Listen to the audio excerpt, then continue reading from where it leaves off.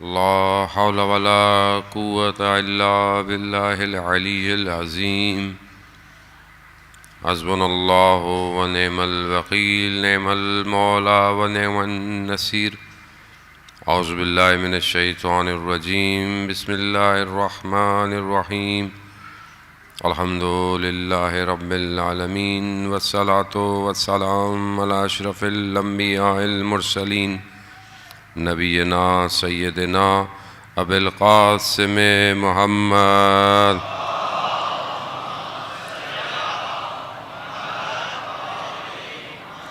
وعلى آلہ الطیبین الطاہرین المعصومین، لا سیما بقیت اللہ فی الارضین، روحی وارواحنا لتراب مقدم الفدا، ولعنۃ اللہ علی اعدائہم اجمعین. بسم اللہ الرحمن الرحیم. رب اشرح لی صدری ویسر لی امری واحلل عقدۃ من لسانی یفقہوا قولی. اما بعد فقد قال اللہ تبارک و تعالی فی کتاب الحکیم والقرآن المجید: وما خلقت الجن والانس الا لیعبدون. صلوات بھیج محمد.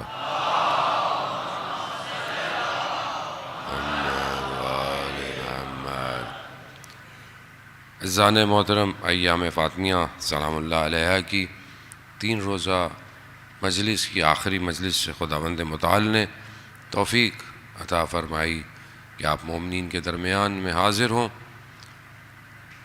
اذان محترم، روایات میں ملتا ہے کہ کیونکہ قیامت میں روز محشر میں بہت سارے ایسے خطاب ہوں گے کہ جو مختلف لوگوں کو پکارا جائے گا. روایت میں ملتا ہے کہ جو لوگ رجب کے روزے رکھیں گے ان کے لیے بھی خطاب ہے. خاص طور پہ رجب میں جو لوگ مشہد مقدس امام رضا علیہ الصلاۃ والسلام، اللہم صلی علی محمد وآل، امام کی جو زیارت پہ جائیں گے رجب میں، ان کے لیے قیامت میں الگ خطاب ہوگا: اینا راجبیون، رجب والے کہاں ہیں؟ تو اس لیے بڑا مستحب بھی ہے کہ رجب میں انسان جو ہے وہ زیارت پہ توفیق ہو. انسان سب کو خدا توفیق عطا فرمائے. اسی طرح جو ہے وہ ایک روایت میں یہ ملتا ہے کہ قیامت والے دن ایک صدا بلند کی جائے گی: اینا فاطمیون، فاطمیہ والے کہاں ہیں؟ اس کے ذیل میں آیت اللہ مصباح یزدی فرماتے ہیں کہ ان لوگوں کو پکارا جائے گا کہ جنہوں نے فاطمیہ کے لیے کچھ کیا، یا اس پیغام کو، یا اس ذکر کو، یا اس کے انعقاد میں جو وہ کر سکتے تھے، یا ان دنوں میں کوئی کسی کو کھانا کھلانا، یعنی چاہے مستقیم ڈائریکٹلی یا انڈائریکٹلی اس کام میں کہیں پر بھی اگر انہوں نے اپنا رول پلے کیا ہے تو قیامت میں انہیں الگ سے پکارا جائے گا.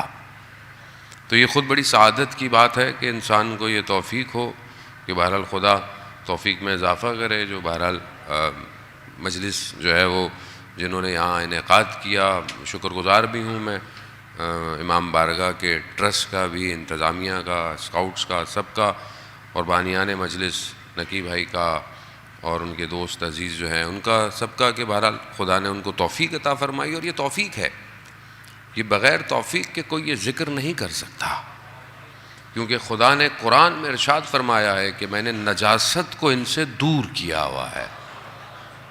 یعنی تو اس کا مطلب ہے کہ بہرحال میں یہ تو نہیں کہوں گا کہ ہم لوگ بہت اچھے لوگ ہیں، لیکن اس سے یہ تو ہے کہ کم از کم ہم طہارت کی طرف بڑھ تو رہے ہیں. یہ بہت ضروری ہے کہ انسان مایوس نہ ہو، کیونکہ جس دنیا میں بہرحال ہم آج کل ہیں، اور آپ کو پتہ ہے کہ سب سے زیادہ آج کے دور کے اندر جو چیز انسان کو گراتی ہے وہ مایوسی ہے، وہ ڈس سیٹسفیکشن، ڈی موٹیویشن ہونا. اور وہ ہوتا ہے انسان ظاہر ہے صبح شام حالات دیکھتا ہے، روڈ دیکھتا ہے، سڑکیں دیکھتا ہے. اب تو ڈیفنس کی بھی سڑکیں دیکھ کے آدمی مایوسی ہوتا ہے، تو کب سے جو ہے وہ ان کے ساتھ کیا حال ہو رہا ہے. تو مطلب باقی جگہوں پہ آدمی کیا سوچے. تو خوب انسان ہوتا ہے، پھر آدمی دنیا کے حالات، پولیٹیکل حالات، پھر ظلم اور ستم، بہرحال جو آپ کے سامنے فلسطین، اور بہرحال مسلسل جہاں جہاں ہو رہا ہے، آدمی یہ کہ اندر کیا چیز پیدا ہوتی ہے، ایک مایوسی پیدا ہوتی ہے. پھر ڈپریشن ہے، کیونکہ آدمی کا انٹیکٹ ہے، فرسٹ انٹیکٹ وہ سوشل میڈیا ہے. سوشل میڈیا ایک ایسی فیک لائف کو اتنا لائم لائٹ کرتا ہے، صبح شام آپ کو بہترین گھر دکھائے گا، کمرے دکھائے گا، ٹریولز دکھائے گا، ساری چیزیں دکھائے گا. وہ آدمی دیکھتا ہے لیکن حقیقت سے وہ بہت دور ہیں چیزیں. تو خود بخود انسان کے وجود میں ایک عجیب سی مایوسی، ایک عجیب سی ایسی چیز پیدا ہوتی ہے کہ وہ مردہ ہونا شروع ہو جاتا ہے.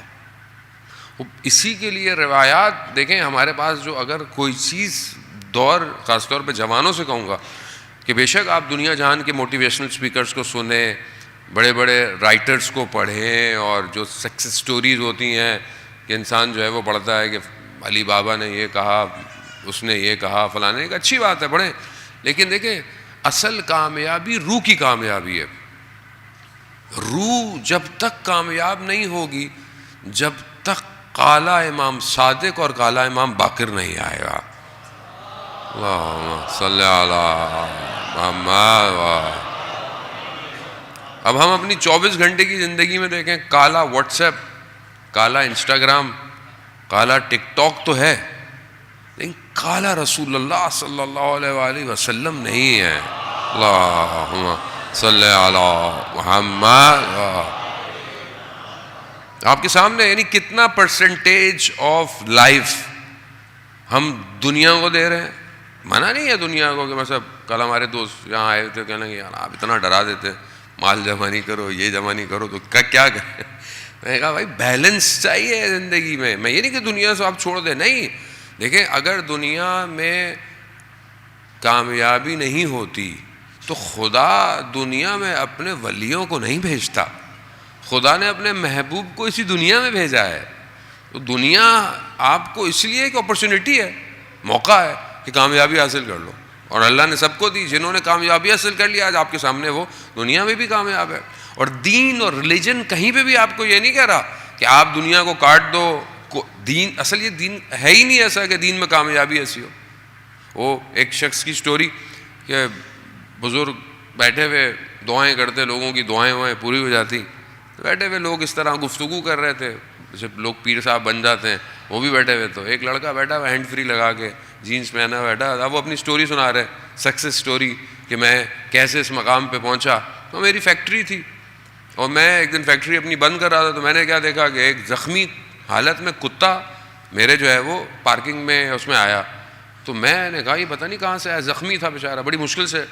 اب میں نے سوچا کہ میرے ذہن میں آیا کہ خدا تو رازق ہے، خدا ہر کسی کو رزق دینے والا ہے، تو خدا اس کو کیسے رزق دے گا. تو کہا میں بیٹھ کے دیکھتا رہا. اور میں نے تھوڑی دیر میں دیکھا کہ ایک اور کتا آیا، اس نے اس کی حالت دیکھی، وہ پھر گیا، وہ اپنے منہ میں گوشت کا ٹکڑا لے کر آیا. اس نے اپنے دانتوں سے چبا چبا کے تھوڑا تھوڑا اس کے منہ میں ڈالا. میں بڑا حیران ہوا کہ خدا نے کیا رزق کا انتظام کیا ہے. تھوڑی دیر میں وہ گیا، اس نے تالاب میں اپنی جو ہے وہ ٹیل ڈالی، اس کو گیلا کیا اور اس کے منہ پہ لگایا تاکہ وہ پانی پی سکے کیونکہ. اور چند دن میں یہ ماجرا دیکھتا رہا یہاں تک کہ وہ کتا ٹھیک ہو گیا اور وہ چلا گیا. تو میں سمجھ گیا کہ بھائی رازق تو خدا ہے. میں خامخواہ اتنی بڑی فیکٹری کھول کے بیٹھا ہوں، یہ کر رہا ہوں. میں نے فیکٹری بند کی اور آگے جو ہے وہ اللہ کی راہ میں بیٹھ گیا. اب سب چل رہا ہے میرا نظام، لوگ آتے ہیں، کھانا بھی دے جاتے ہیں، سب بھی چلتے ہیں، دعا. وہ جو لڑکا بیٹھا تھا اس نے اپنی ہینڈ فری ہٹائی.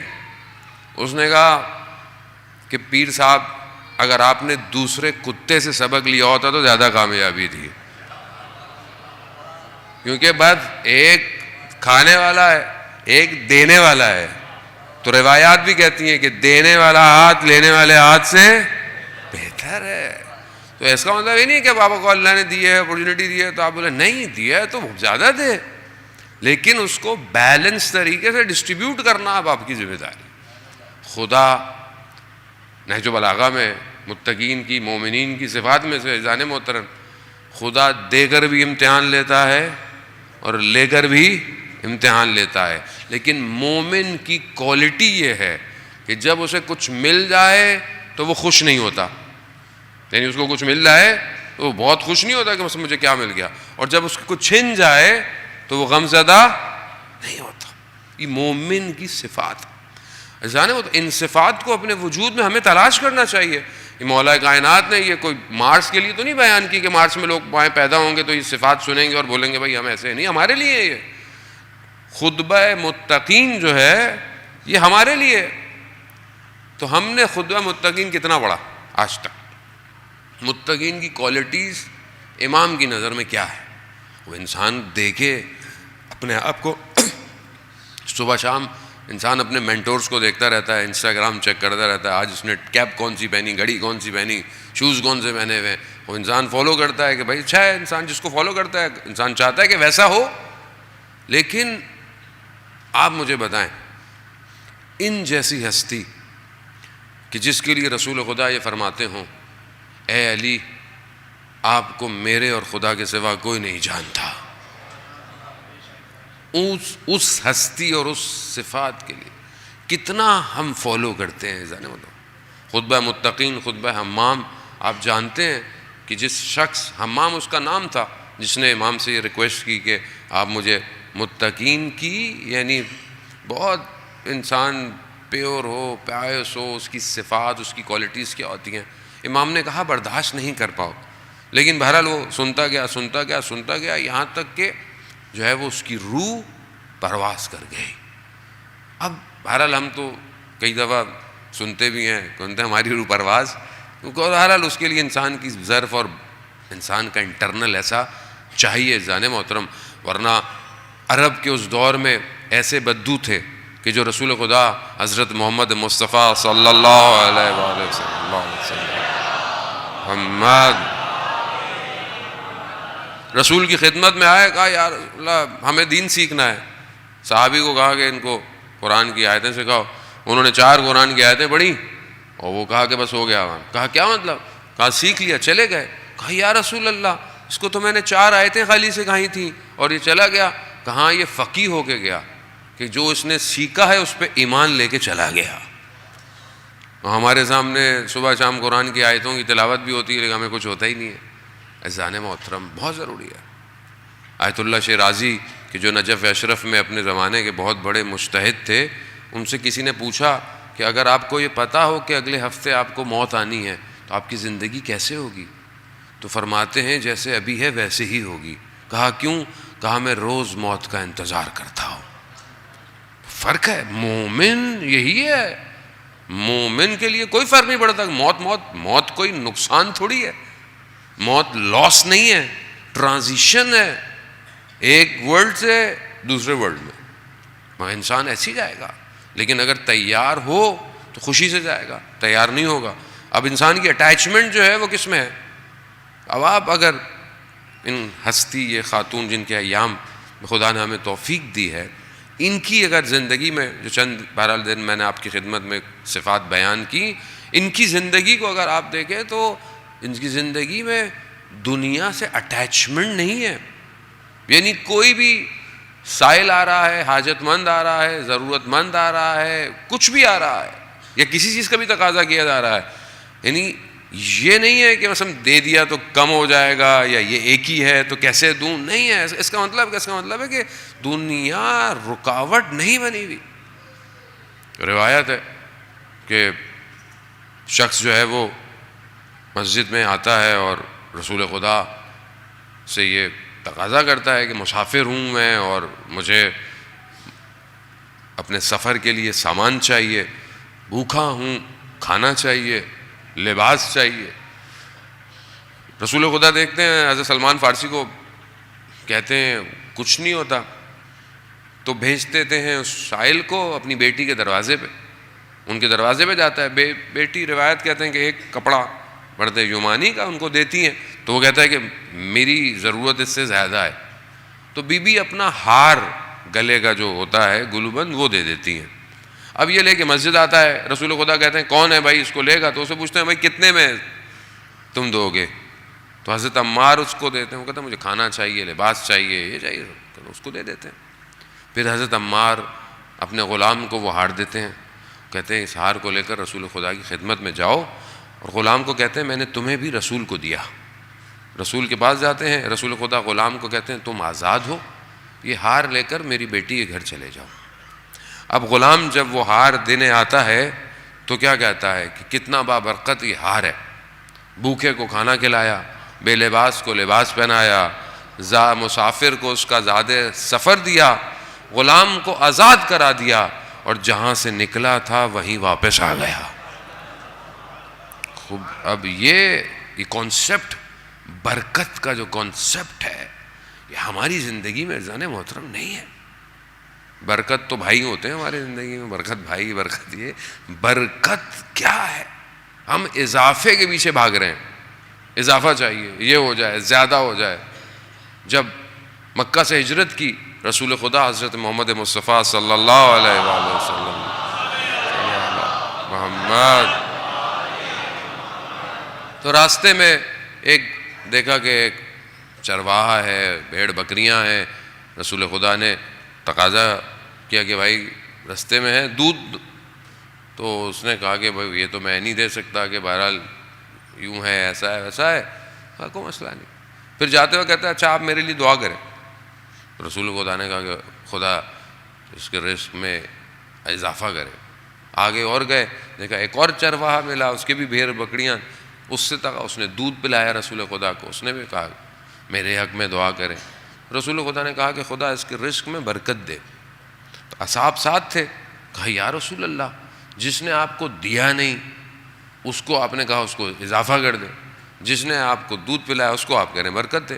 کہا دونوں میں بڑا فرق ہے، وہ اضافہ چاہتا تھا تو اسے میں نے اضافے کی دعا کی، اس کو برکت چاہیے تھی۔ برکت یعنی خود ایک کرامت ہے عزیزان محترم۔ آپ کے گھر میں 4 گاڑیاں کھڑی ہوں اور ایک کو بھی چلانے کی توفیق نہ ہو، برکت نہیں ہے نا ظاہر ہے۔ دسترخوان پہ 5 کھانے ہوں اور آدمی ایک بھی صحیح طرح نہ کھا سک رہا ہو، اور کھا بھی رہا ہو تو اکیلا کھا رہا ہو بیٹا۔ ابھی فوڈ پانڈا ہر کمرے میں الگ الگ، یہ برکت تھوڑی ہے۔ برکت تو یہ ہے کہ آپ کم از کم ایک کھانا، ایک دسترخوان پہ بیٹھے، کم از کم گھر والے ایک کھانا تو ساتھ کھائیں، محبت ہو، پیار ہو، انسیت ہو۔ ابھی سب ماڈرن ہو گیا، ہر کوئی اپنا پیزا برگر آرڈر کرتا ہے، وہ برکت نہیں ہے انسان محترم۔ بہت سارے اسلام میں ایسے چیزیں ہیں کہ جو برکت کو زائل کر دیتی، ہم اس سے آشنا نہیں ہیں۔ چلتے پھرتے کھانا کھا لینا، ایسی جگہ کھانا کھانا جہاں لوگ آپ کو دیکھ رہے ہوں۔ بہت سارے عرفا تو اتنا کہتے ہیں کہ جس دکان میں پھل باہر رکھا ہوا ہو، باہر والا پھل مت خریدو۔ کیوں؟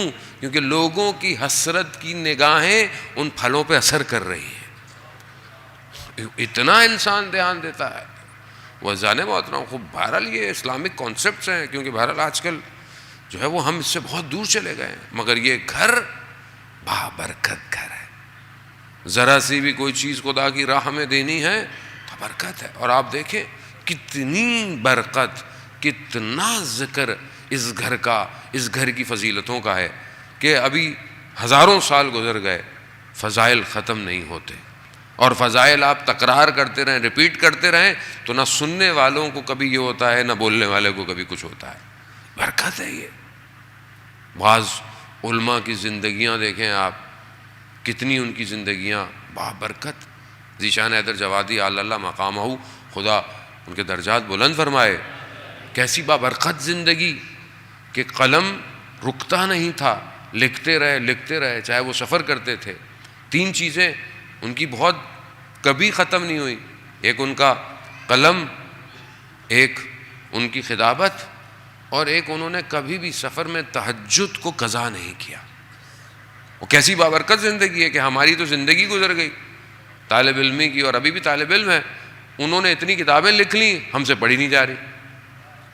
یعنی یہ بابرکت زندگی ہے۔ آپ بات علامہ مجلسی، آپ محمد کلینی، آپ اصول کافی، یعنی کیسی کتابوں کو کمپائل کیا۔ میں ہمیشہ ذکر کرتا ہوں شیخ عباس قمی کا، محدث قمی، کہ آپ کے گھروں میں، مسجدوں میں، امام بارگاہوں میں جو کتاب ہے مفاتیح الجناح، وہ شیخ عباس قمی کی ہے۔ آپ کے موبائل میں شیعہ ٹول کٹ، ڈیوائن پلس، یہ ساری جتنی اپلیکیشن ہیں، دعاز.org، یہ سب مفاتیح الجنہ سے لیا گیا ہے۔ اب آپ دیکھیں کہ ایک شخص کی زندگی میں کیا تھا کہ میں تو پوری دنیا میں جاتا ہوں، فرینچ میں، جرمن میں، ملاوی میں، ملاگاسی میں، سوائلی میں، ہر زبان میں مفاتیح کی ٹرانسلیشن موجود ہے۔ یہ کیا ہے؟ برکت ہے نا، ایک کام کیا۔ مگر شخصیت کیسی ہے؟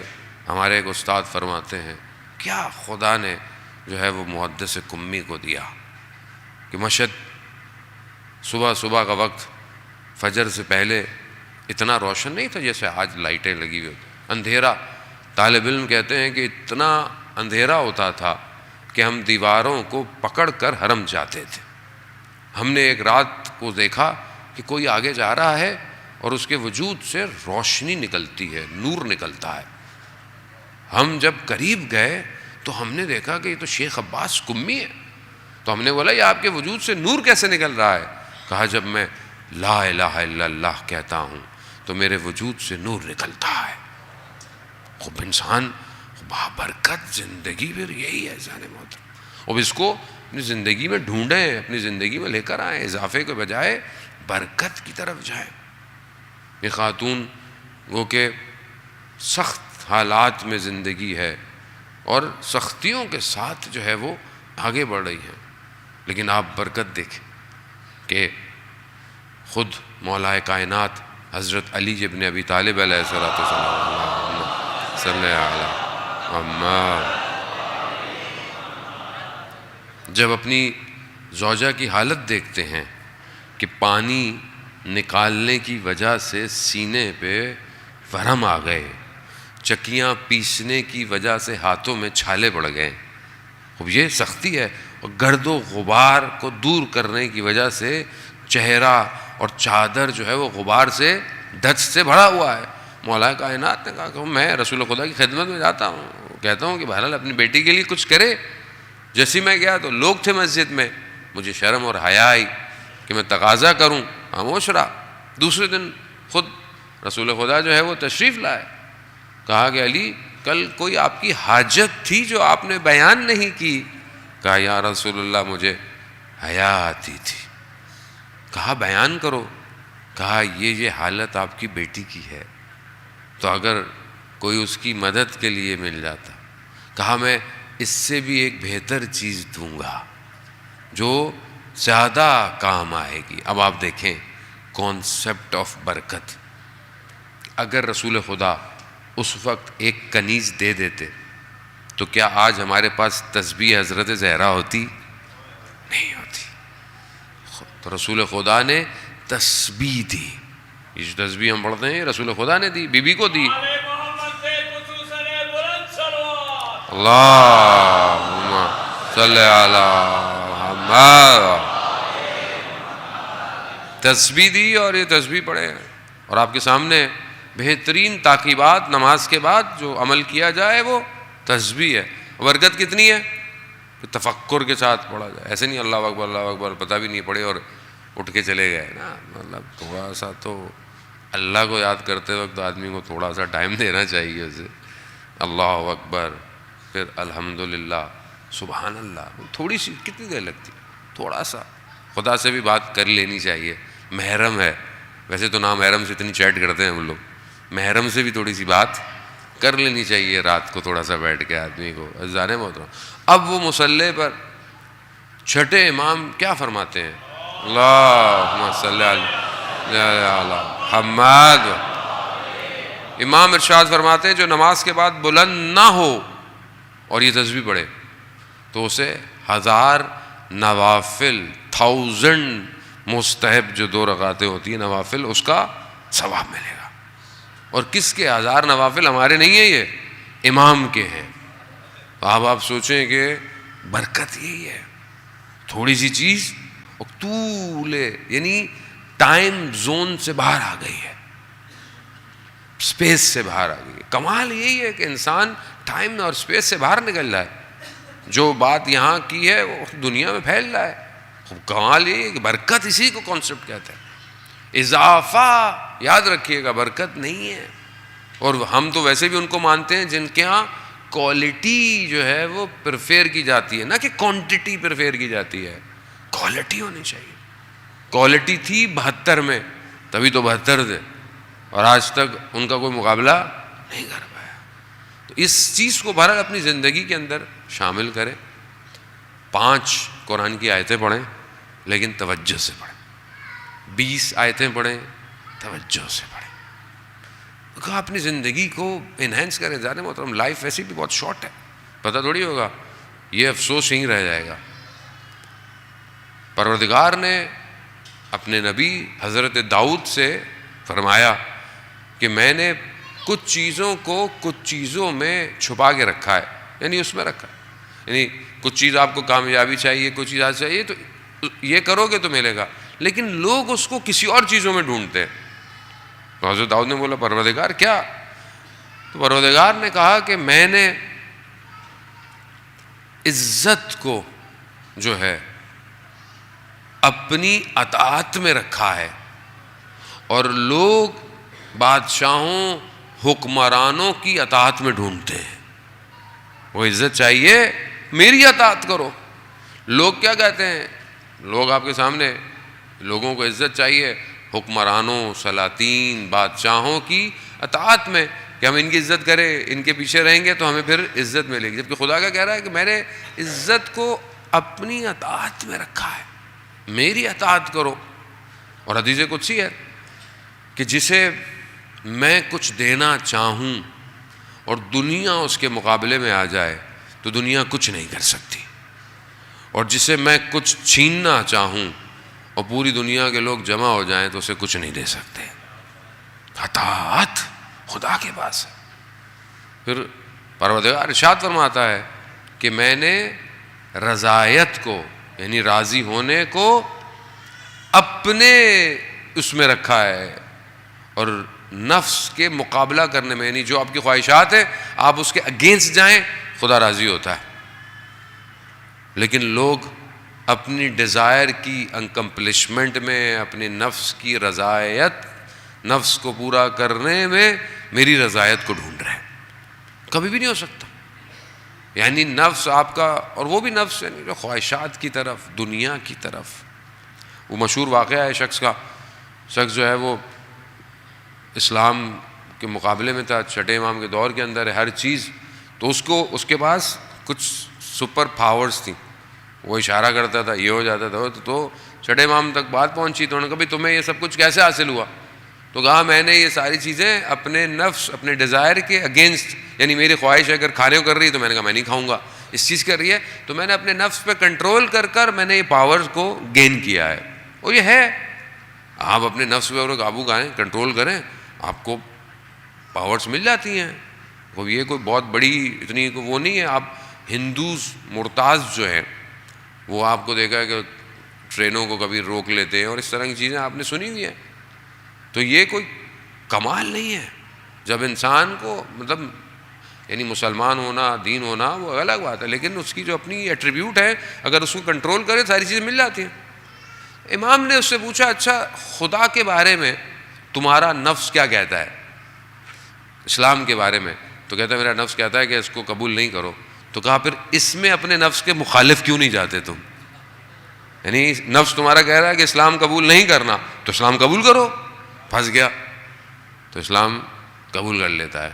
رسول پھر امام کی خدمت میں آتا ہے، کہا مولا جب میں مسلمان نہیں تھا تو بڑی پاورز تھی، اب تو سب چھن گیا، میں ہے ہی نہیں میرے پاس کچھ. کہا کہ جو خدا کی عبادت کرتا ہے، خدا نفس پر قابو پانے کی قیمت کو اسے آخرت میں دیتا ہے، دنیا میں پھر اس کے لیے معاملہ روک دیا جاتا ہے. عزیزان محترم، بہت بڑے عالم دین تھے اور نجف میں مولا کے حرم میں داخل ہو رہے تھے. تو کسی شاگرد نے بولا کہ یہ فلانا شخص جس کا ہم نے آپ سے ذکر کیا انڈین ہے اور بہت پہنچی ہوئی شخصیت ہے، یعنی باطن کو پڑھ لیتا ہے. انہوں نے دھیان نہیں دیا. کہا نہیں مل لیں، کوئی فرق نہیں پڑتا. کہا چلو اچھا. انہوں نے کہا کہ چلو اس کو ٹیسٹ کرتے ہیں. تو انہوں نے کہا کہ اچھا میں کس کے بارے میں سوچ رہا ہوں، یعنی میرے اندر میں کس کے بارے میں سوچ رہا ہوں. اس نے تھوڑی دیر لگائی، اس کے چہرے کا رنگ بدلتا گیا، یعنی سرخ ہو گیا. کہا کیوں؟ کہا کہ جس کے بارے میں آپ سوچ رہے ہیں کہ جہاں بھی میں پہنچنا چاہتا ہوں وہ زمین کے اس حصے سے دوسرے حصے میں چلا جاتا ہے، تو کہا آپ کس کے بارے میں سوچتے ہیں؟ کون ہے جو ایک لمحے میں دنیا میں یہاں ایک لمحے میں دنیا میں آئے؟ کہا وہ کوئی اور نہیں، وہ ہمارے وقت کا امام ہے۔ اللہم صلی علی محمد وآلہ اللہم صلی علی محمد۔ تو عزیزان محترم، بہرحال اپنے وقت کے امام کو یاد کیا کر۔ دعائے ندبہ میں پڑھتے ہیں زمین کا وہ کون سا ٹکڑا ہے جس نے آپ کو اٹھایا ہوا ہے؟ کون سا ٹکڑا ہے؟ کب ہم اپنے امام کو دیکھیں گے؟ ظاہر ہے انسان کو اپنے اندر وجود میں یہ تڑپ اور یہ عشق ہونا بہت ضروری ہے عزیزان محترم۔ بہرحال انسان خطا کار ہے، گناہ گار ہے۔ امام کی خدمت میں ہفتے میں ہمارے 2 دفعہ اعمال امام کو پہنچتے ہیں۔ اگر ہم اپنے امام کو خوش نہیں کر سکتے تو ہمیں اپنے امام کو ناراض بھی نہیں کرنا چاہیے۔ بہرحال حضرت داؤد حدیث طولانی ہے، میں ایک آدھ حصہ اور آپ سے بڑھ کے اور گفتگو کو اپنے آخری مراحل میں لے کر آؤں تو پروردگار نے حضرت داؤد سے کہا کہ میں نے بے نیازی کو یعنی انڈیپینڈنٹ ہونے کو قناعت میں رکھا ہے، یعنی انسان قناعت کرے، یعنی ایک بیلنس معتدل زندگی گزارے۔ لیکن لوگ مال جمع کرنے میں بے نیازی یعنی لوگ سمجھتے ہیں کہ جس کے پاس زیادہ پیسہ ہے، زیادہ مال ہے، وہ محتاج نہیں ہے کسی کا، جبکہ ایسا نہیں ہے۔ چوتھے امام سجاد علیہ الصلوۃ والسلام ارشاد اللہم صلی علی محمد۔ امام ارشاد فرماتے ہیں صحیفہ سجادیہ میں کہ اے بے نیازوں میں سب سے بڑے بے نیاز، میں محتاجوں میں سب سے بڑا محتاج ہوں۔ خوب یہ معاملہ بزرگ بہرحال یقیناً اپنی جگہ، لیکن جو جوان بیٹھے ہیں، ینگسٹر، یہ بہت امپورٹنٹ پارٹ ہے لائف کا۔ یہ سٹرکچر ڈیزائن کرتا ہے آپ کی زندگی کا۔ کسی کو پتہ نہیں ہے کہ ہم کتنا زندہ رہیں گے، لیکن جوانی میں رات کو خدا سے گفتگو کرنے کی جو لذت ہے، جو مزہ ہے، وہ کسی چیز میں نہیں۔ بڑھاپے میں بھی انسان کرتا ہے یقیناً لگا، لیکن بڑھاپے میں بعد آدمی مجبور ہو جاتا ہے۔ مطلب بہت آدمی ابھی اولاد نے چھوڑ دیا، کام یوں ہو گیا، یہ ہو گیا، وہ ہو گیا۔ جوانی میں تو سمجھ لیں کہ آپ کو کسی نے کہا تھوڑی ہے اندر سے۔ تو میں ریکمنڈ کروں گا کہ بہرحال جو مناجات 15 مناجات جو مفاتی کے اندر ہیں، شیعہ ٹول کٹ ڈاؤن چھوڑ دیں، ابھی کون محنت کرے گا، کتاب کھولے گا، یہ کرے گا۔ شیعہ ٹول کٹ ڈاؤن لوڈ کریں، دعاز کے آئیکن کو کلک کریں، اس کو اسکرول کریں، تھوڑا سا نیچے جائیں گے 1 سے 15 لکھا ہوا آئے گا مناجات، تائبین کی، راغبین کی، عارفین کی، یعنی ایک خزانہ ہے، خزانہ۔ وقت نہیں ہے میں خود یعنی آپ کے سامنے اس کو پڑھتا، انشاءاللہ خدا توفیق دے پھر دوبارہ آپ کے درمیان میں مطلب محفل ہونی چاہیے۔ انشاءاللہ ماہ رمضان آ رہا ہے، علماء آپ کے درمیان میں ہیں، آپ لوگ وقت نکال کے یہاں آئیں اور مناجات پڑھیں۔ دعائے ابو حمزہ ہم پورا رمضان نہیں پڑھ پاتے، اور آیت اللہ عظمہ بہجت فرماتے تھے کہ ایسے عرفا تھے جو نجف میں، حرم میں، تہجد میں، وتر میں، قنوت میں دعائے حمزہ پڑھتے تھے۔ کیا امام فرما رہے ہیں کہ پروردگار مجھے تیری ستاریت کی، تیرے چھپانے کی قیامت میں زیادہ ضرورت ہے کہ جہاں سب کچھ عیاں ہوگا۔ یہاں تو نے چھپایا ہوا ہے پروردگار، nobody knows who am I، کسی کو نہیں پتا کہ میں کون ہوں، اندر سے چھپایا ہوا ہے۔ میں بھی اچھی خوشبو لگاتا ہوں، کسی کو پتہ نہ چلے، لیکن اندر کیسی خوشبو ہے کسی کو نہیں پتا۔ خدا مجھے قیامت میں چھپا کے رکھ۔ یہ جوانی میں پڑھنے کا مزہ ہے، اس کو بہرحال انسان جو ہے وہ اپنی زندگی میں شامل ہے۔ عزیزان محترم، خاتون کی شب کی مناجات صحیفہ فاطمیہ بھی ہے، دعائیں ہیں، منہجات ہیں. امام خود فرماتے ہیں، چھوٹے ہیں، دوسرے امام فرماتے، پہلے امام دوسرے امام کیا فرماتے ہیں؟ میں نے اپنی والدہ کو رات کو دوسروں کے لیے دعا مانگتے دیکھا، اپنے نیبرز کے لیے.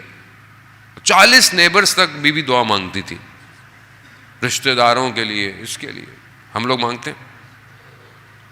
ہاں یہاں تو ویسے ہی نہیں پتہ نیبر میں رہتا کون ہے، دعا کیا مانگیں گے نیبرز کی. کتنے ہم لوگ آرٹیفیشل ہو گئے. مطلب پڑوسیوں کے حقوق پورا چیپٹر ہے، اور کتنی سفارش، کتنا انسان کو بولا نیبرز کا خیال رکھو، نیبرز کا یہ رکھو. بہت ضروری ہے جانے محترم. وہ فرق نہیں پڑتا، انسان کبھی کچھ بناتا ہے بھیج دیتا ہے، کبھی کچھ کرتا ہے. یقیناً بہرحال آپ اچھے لوگ ہیں، سلام دعا کرتے ہوں گے، ملتے ہوں گے، سب کرتے ہوں گے. بہت امپورٹنٹ ہے، یہ حقوق ہے نیبرز کی. دعا کرنا لیسٹ فیکٹر ہے زندگی میں کسی کے لیے، اپنے دوست کے لیے، اپنے رشتہ داروں کے لیے. بی بی رات کو عبادت کر رہی ہیں، دعائیں کر رہی ہیں. اور آخری حصہ جو کہ بہرحال وقت بہت تھوڑا رہ گیا، کہ خاتون کی زندگی میں نے بیٹی، بیوی، اور تیسرا فیکٹر ایک ماں کا ہے. ماں کا کردار معاشرے میں بچے کی تربیت کے لیے بہت امپورٹنٹ. یہ مائیں تھیں کہ جنہوں نے ایسے گوہر پیدا کیے کہ جنہوں نے امام حسین کی نصرت کی ہے. ماہوں کا کمال ہے کہ شب عاشور مائیں اپنے بیٹوں سے کیا کہتی ہیں؟ صبح دیر نہ ہو بیٹا، صبح دیر نہ کر دینا. وہ کیسی، وہ وہاب ابن کلبی جو کرسچن سے مسلمان ہوا، اس کی ماں آپ دیکھیں روز عاشورہ کیا کمال کیا اس نے، کہ جب سر کو تن سے جدا کر کر ان کو پھینکا گیا، اہانت کی گئی ان کے سر کی، ماں نے سر واپس دے دیا. کہا کہ جو ہم خدا کی راہ میں دیتے ہیں اسے واپس نہیں لیتے. ماں، یہ ماں کا کردار بہت امپورٹنٹ. اگر ہم چاہتے ہیں کہ ہمارے وقت کے امام کے لیے ہم ایک جنریشن امام کو دیں، تو ہمیں اپنے بچوں کی تربیت کے لیے پہلے ماں ڈھونڈنی پڑے گی. خاص طور پہ جوان جب رشتے کے لیے جاتے ہیں، شادی کے لیے ڈھونڈتے ہیں اپنا لائف پارٹنر، تو اپنے لیے نہیں دیکھیں بلکہ یہ دیکھیں کہ آنے والی میری نسل کی ماں ہوگی. ماں، اس کردار کو، اس سیرت کو ڈھونڈیں. یہ بہت امپورٹنٹ ہے. اور ماں کا بہرحال بیوی کس طرح اپنے بچوں کی تربیت کر رہی ہیں، کس طریقے سے ان سے گفتگو کر رہی ہیں، کس طریقے سے انہیں سکھا رہی ہیں. دینی تربیت کا تو اثرات تھے کہ چھوٹے ہیں اور وہ بزرگ وضو کر رہے ہیں، بزرگ نے وضو غلط کیا، امام حسن امام حسین دیکھ رہے ہیں، ابھی وہاں کیسے گئے؟ تو انہوں نے کہا کہ بزرگ سے کہ آپ دیکھیں ہم دونوں وضو کر رہے ہیں، ہم بتائیں کہ ہم نے صحیح وضو کیا. تو بزرگ متوجہ ہو گئے کہ وضو جو ہے وہ ان کا غلط تھا. ابھی ہمیں تو 4 باتیں پتہ چل جائیں تو ہم اگلے بیچارے کو گھر تک چھوڑ کے آتے ہیں کہ آپ کو کیا پتا. کوئی خاتون حجاب کرنا شروع کر دے، باقی بے حجاب خواتین کی خیر، خاندان میں، محلے میں، ہر جگہ. نہیں، ایسا نہیں ہے. یعنی آپ دیکھیں کہ the way of teaching is very important. آج دنیا کے اندر ٹیچنگ کے میتھڈز ہیں، اور آج دنیا ڈفرینٹ میتھڈز کو ایکسپیرینس کر کے بڑا آگے نکل گئی ہے. فن لینڈ جیسے ملک میں جو اسکول سسٹم ہے اٹس ویری ڈفرینٹ. کوئی ایگزام نہیں ہے، کوئی سر پہ کلاڑی نہیں ہے، کوئی ٹینشن نہیں ہے یہ پڑھا ہو. یہاں بچہ تو بیچارہ پڑھتا ہی پڑھتا ہے، رٹے مارتا رہتا ہے، یہ کرنا ہے وہ کرنا ہے. اس کو ہر وقت اس کے اندر جو کریٹیوٹی ہے، ڈیسیجن میکنگ ہے. ڈفرینٹ سسٹمز ہیں. جرمنی میں آپ جائیں تو 6 کے بعد بچوں کو اٹھایا جاتا ہے، پک کیا جاتا ہے 6 تک، اس کے بعد ان کو الگ سسٹم میں ڈالا جاتا ہے. اور وہی تبھی دیکھیں آپ دنیا کی بہترین مشینیں، آٹومیٹو، آٹو موبائل، سب کہاں سے آ رہا ہے. ہم تو چائنا والی بھی لے رہے ہیں تو اس کو بھی دوسرا چائنا بنا کے یہاں بھیج دیتے ہیں. آپ دیکھیں جرمن گاڑی، جرمن بہرحال کیوں ہے؟ کیونکہ بہرحال سسٹم ہے ایجوکیشن کا. آرٹیفیشل انٹیلیجنس میں جائیں، روبوٹس میں جائیں، مشین میں جائیں، دنیا ایسی ہے. ایران میں بھی ایسی سسٹم ہے. تبھی تو آپ دیکھیں کہ کس حالت میں وہ سینکشنز کے باوجود کہاں ترقی کر گیا ہے. ان کا ٹرین سسٹم آپ ایران کا دیکھ لیں. تہران جیسے ملک کے اندر زمین میں 9 لائنز ہیں انڈر گراؤنڈ. کیوں؟ سسٹم ہے، ایجوکیشن سسٹم. تو ایک ایجوکیشن سسٹم اسکول ہے، دوسرا ماں کی گود ہے. ماں کیا دے رہی ہے، 24 گھنٹے میں ماں اس کو کیا ڈیلیور کر رہی ہے. جب بچہ ماں کے پیٹ میں ہوتا ہے تب سے بچے کی تربیت شروع ہو جاتی ہے. اب ماں کیا سن رہی ہے، ماں کیا دیکھ رہی ہے، ماں کیا کھا رہی ہے. بہت بڑے عالم دین تھے، بچہ ہوا، اس نے کوئی غلطی کی تو وہ پریشان ہوئے کہ میں نے تو تربیت ایسی کی تھی کہ یہ غلطی نہیں کرتا. تو اپنی وائف کے پاس گئے کہ بھئی آپ نے کوئی ایسا کام کیا؟ کہا نہیں. کہا جب یہ آپ کے حمل میں تھا، پریگننٹ تھیں، تو ان کو یاد آیا کہ میں پھلوں کی دکان پہ گئی تھی، انار کا ذائقہ چکھنے کے لیے میں نے ایک نیڈل، ایک سوئی اس میں ڈالی تھی. اس میں کتنا انار ہوگا، اس کو میں نے چکھا تھا اور اس کا حساب نہیں کیا. میں نے اس ایک قطرے نے تربیت میں کیا کیا، گڑبڑ کر دی. ایسا نہیں محترم، بہت فرق ہے. تربیت آسان نہیں ہے. I'm really sorry to say ہم بالکل دھیان نہیں دے. ہمارا بچہ کیا دیکھ رہا ہے، نیٹ فلکس پہ کیا دیکھتا ہے، گیم جو کھیل رہا ہے کیا کر رہا ہے، کون سے گیم کھیل رہا ہے، کون سے ایڈز دیکھ رہا ہے. آپ کو پتا ہے کہ سسٹم اتنا آٹومیٹڈ ہے کہ جب بچے کا چہرہ آتا ہے تو کمرشل دوسرا آتا ہے. اور یہ سب پلانڈ ہے، سب ٹیسٹ ہوئے ہوئے ہیں، ایکسپیریمنٹل ہے یہ سب. آپ انٹرنیٹ پہ جائیں، ریسرچ موجود ہے کہ جب بچہ آواز، اس کا چہرہ، دوسرا کمرشل آئے گا. آپ وہی گیم کھیلیں گے، دوسرا کمرشل آئے گا. اتنا ڈیزائنڈ ہے. اینیمیشن کون سی دیکھ رہا ہے آپ سمجھ نہیں رہے. ابھی آپ لوگوں کو پتہ چلا کہ ڈزنی کیا کر رہا ہے، $2 ملین اسرائیل کو دیے، تو آپ کو ٹینشن ہو گئی کہ وہ ڈزنی نے ساری زندگی آپ کو دیا کیا ہے. یہ خطرناک. تو پھر اگر آپ سمجھتے ہیں کہ آپ کا فاطمی گھرانہ ہے، پھر آپ کی ذمہ داری بھی بہت ہے. عزیزان محترم، ایسے کربلا لوگ نہیں پہنچ گئے تھے. کربلا پہنچنے کے لیے بہت تربیت کی ضرورت ہے. اور جوان ایسے ایک شہید جب ہو گیا تو اس کا جو وصیت نامہ تھا وہ آپ دیکھیں کہ وہ کیا کہتا ہے. وہی تربیت ہے کہ اس نے لکھا ہوتا کہ میری زندگی کا سب سے ڈارک ڈے، تاریک دن وہ تھا کہ جب میں اٹھا تو نماز قضا ہو چکی تھی. تو یہ تربیت ہے، یہی تربیت ہے. مجھے I feel lost when I miss my namaz or not. یہاں تو غلط لفظ نکل جائے تو وجود بھاری ہو جاتا ہے. کوئی بات ہو گئی but we never feel it, because ہم جس سوسائٹی میں رہ رہے ہیں ہمیں پتہ ہی نہیں ہے کہ کیا ہو رہا ہے. اتنی میٹرسٹک اپروچ ہماری زندگی. تو بہرحال توسل کریں اس خاتون سے، توسل کر کر اپنے بچوں کی تربیت کریں.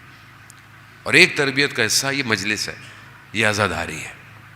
اس کو قائم کریں، گھر میں کریں، محفل رکھیں، چاہے حدیث قصہ رکھیں، مناجات رکھیں، دعائے توسل رکھیں، ایک کوئی بھی پارٹ رکھیں، 1-8 گھنٹے کی ایکٹیویٹی رکھیں، کھائیں پئیں، چائے پئیں.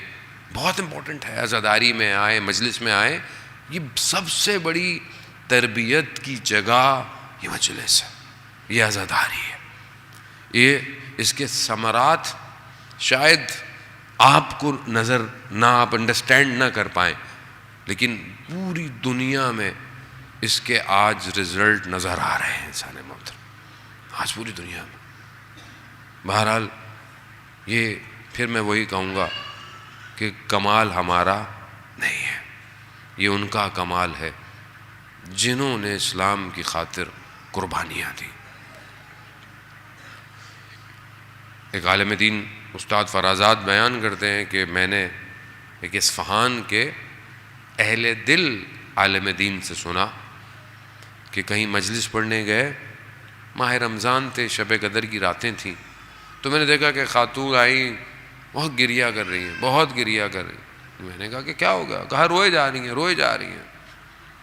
تو میں نے کہا کہ وجہ کیا ہے؟ کہا کہ میں کل آئی تھی مجلس میں اور مجلس میں چائے ڈسٹریبیوٹ ہو رہی تھی، بچے زیادہ تھے، تو میں نے ایک بچے کو آدھا کپ دیا اب میرا چھوٹا بچہ تھا، وہ بھی ضد کر رہا تھا کہ مجھے بھی چائے پینی ہے، چائے اتنی ہی تھی، اب اتنی ضد کر رہا، اوپر سے میں نہ مجلس سن پا رہی نہ کنسنٹریشن دے پا رہی، تو مجھے غصہ آ گیا، تو میں نے بچے کو جو ہے نا ایک اس کے منہ پہ ایک تھپڑ مار دیا. کہا پھر؟ کہا میں گھر گئی، میں نے رات کو عالم رویا میں خواب میں دیکھا کہ خود رسول خدا حضرت محمد مصطفیٰ صلی اللہ علیہ وسلم، رسول خدا تشریف لائے اور ان کے ہاتھ میں چائے ہے، وہ کہتے ہیں کہ میں یہ چائے لے کر آؤں لیکن مجھے تم سے شکایت ہے. کہا کیوں؟ کہا تم نے ایک چائے کی وجہ سے بچے کے چہرے پر تماچا مار دیا. تو عالم دین کہتے ہیں یا رسول اللہ، ایک بچے کے چہرے پر تماچا پڑا اور آپ آ گئے مدینہ میں، مدینہ کی گلیوں میں آپ کی بیٹی کے ساتھ کیا کیا ہوتا رہا. ہاں عزاداران محترم، پہلے بھی آپ کی خدمت میں عرض کیا کہ جب تک رسول خدا زندہ تھے تو کوئی آواز بھی بلند نہیں کرتا تھا. رسول خدا کے جانے کی دیر تھی. عزاداران محترم، ایام گریہ ہیں، بقا ہیں، یقیناً ہم نہیں جانتے کہ بی بی کی قبر کا نشان کہاں ہے، لیکن وقت کے امام تو جانتے ہیں، اور یقیناً وقت کے امام ہی اس اندھیری مرقد پہ موجود ہوں گے. انسان کی ماں چلی جائے تو وہ دل کو دلاسا دینے کے لیے ماں کی قبر پہ چلا جاتا ہے، گریہ کرتا ہے، دل ہلکا کرتا ہے. لیکن ایک ہی رسول کی بیٹی ہے اور مرقد کا نشان کسی کو معلوم نہیں. یہی تو سوال ہے مسلمانوں سے کہ سوچیں کہ کیوں ایسا ہے. آج تک احتجاج ہے. یہ آخری وقت آیا، عزاداران محترم، بی بی نے سب کو بلایا، وصیتیں کیں، آخر میں سب کو اور صرف مولا کائنات کے ساتھ گفتگو کی ہے. بی بی یہی فرماتی ہیں علی کیا آپ مجھ سے راضی ہیں؟ کبھی میں نے آپ کے حق میں کوئی کوتاہی تو نہیں کی علی؟ امام کی آنکھوں میں آنسو آتے ہیں. بی بی اپنے بازوؤں کو امام کے آنسوؤں کی طرف کرتی ہیں. امام فرماتے ہیں کہ یہ آپ کیا کر رہی ہیں؟ کہا میں نے بابا سے سنا ہے مظلوم کے آنکھوں کے آنسو زخموں کو شفا دیتے ہیں. خدا آپ کو اس کا اجر دے. نہ جانے کون سے زخم تھے. اللہ. عزاداران محترم، ماں ہم نے نہیں دیکھی یہ مصیبتیں. عزاداران محترم، امام حسن راتوں کو اٹھ اٹھ کے سوچتے تھے کہ مدینہ کی گلی اور وہ لعین شخص، اللہ اکبر، پڑھ نہیں سکتا، آدمی کے اندر طاقت نہیں ہے، ہمت نہیں ہے. عزاداران محترم، مدینہ کی گلیاں بڑی تنگ تنگ تھیں، یعنی دیواریں ایک دوسرے کے بڑے قریب قریب تھیں. دیوار بھی چہرے پر لگی. اللہ اکبر. وصیتیں کیں علی مجھے رات کو غسل دینا، مجھے رات کو کفن دینا، مجھے رات کو دفن کر دینا. یقیناً بی بی یہی چاہتی تھی کہ کوئی غیر ان کے جنازے میں شرکت نہ کرے تو رات کو دفنایا جائے، رات کو غسل دے. لیکن رات کو غسل دینا بی بی چاہتی تھی علی میرے زخموں کو نہ دیکھ لے. ہاں وقت روز آیا، بی بی نے اپنے بچوں کو نہلایا، ان کے بالوں میں کنگھیاں کیں، اپنے ہاتھ سے روٹیاں بنائیں. بچے خوش ہیں کہ ہماری ماں ٹھیک ہو گئی ہے. روز دیکھتے تھے ماں دیوار کے سہاروں سے چلتی ہے. خوشی خوشی گھر سے باہر نکلے. بیان کرتے ہیں ام سلمہ سے کہا بی بی نے کہ دیکھو میں کمرے میں جا رہی ہوں، آواز دینا، اگر جواب نہ دوں سمجھ جانا میں اپنے بابا کے پاس چلی گئی. بچے گھر آئے، پوچھا ماں کہاں ہے؟ کہا سو رہی ہے.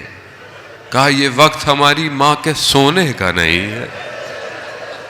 جب خبر ملی تو حسنین دوڑتے ہوئے مسجد کی طرف گئے.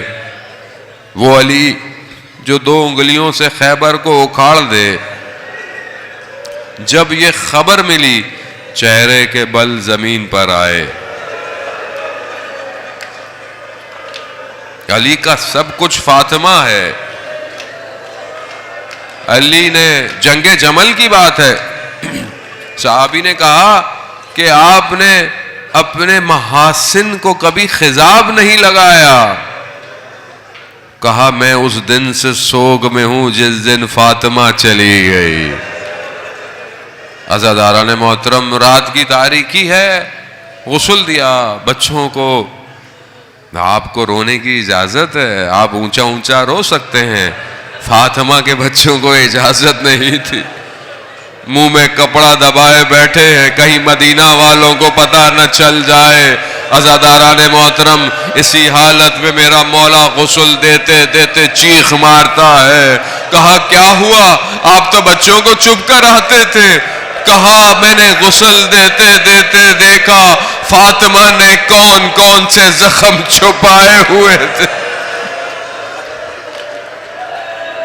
کفن دیا، آخری دیدار آیا، امام حسین تشریف نہیں لاتے. کہا جب تک میری ماں مجھے بلائے گی نہیں میں نہیں آؤں گا. کفن کے بند ٹوٹے، ہاتھ بلند ہوئے، حسین. امام حسین آئے، اتنا گریا، آواز آئی علی بچوں کو ہٹا لو، عرش پہ کو حرام مچتا ہے.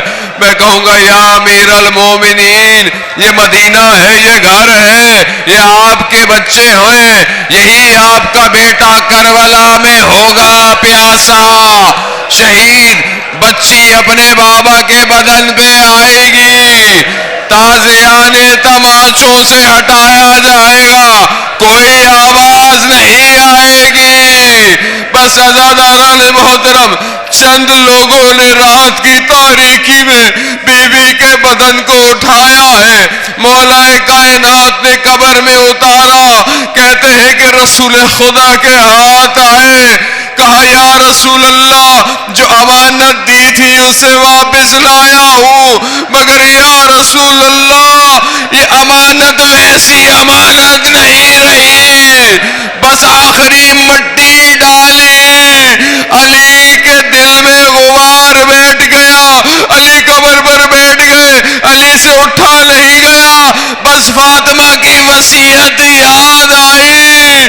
علی یاد رکھنا میرے بچے یتیم ہوں گے.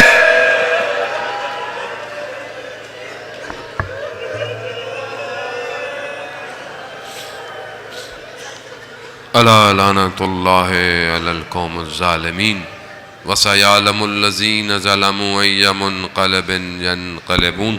ماتم حسین.